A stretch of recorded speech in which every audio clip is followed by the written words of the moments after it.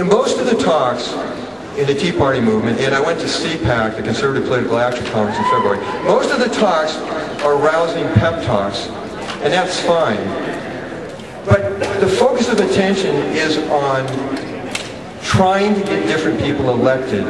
And what I discern in studying the situation is that the essence of the problem is not actually who's elected. It's actually that there's a structural deficiency in representative government, and actually any government that doesn't have a ceiling on government income that's controlled by the people. That's a structural deficiency, so it doesn't matter who's in office. Even the so-called conservatives, you find they keep pushing it up and up.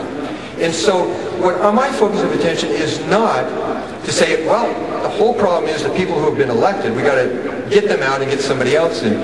That's true to some extent, but more fundamentally, there's a structural deficiency, so that it doesn't really matter to some extent who's in there. It's going to keep going up like it should. And furthermore, and this is really critical, how do you get rid of the things that were already stuck in there?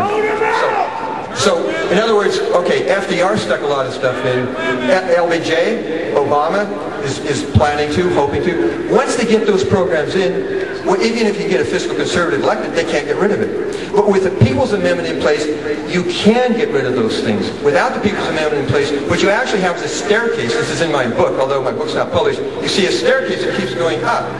And what that staircase represents is each vertical rise is when the liberals are in control. Each horizontal rise is when the fiscal conservatives are in control. Fiscal liberals, fiscal conservatives. Fiscal liberals, fiscal conservatives.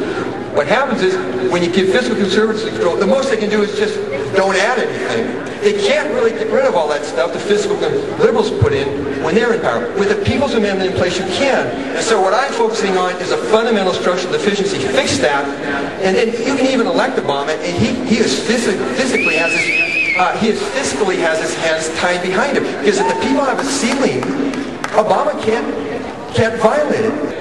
I'm trying to awaken people in the fiscal conservative movement that the fundamental problem is not who's in power.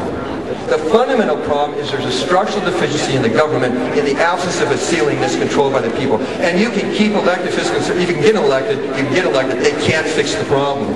Only with this amendment in place can you fix it.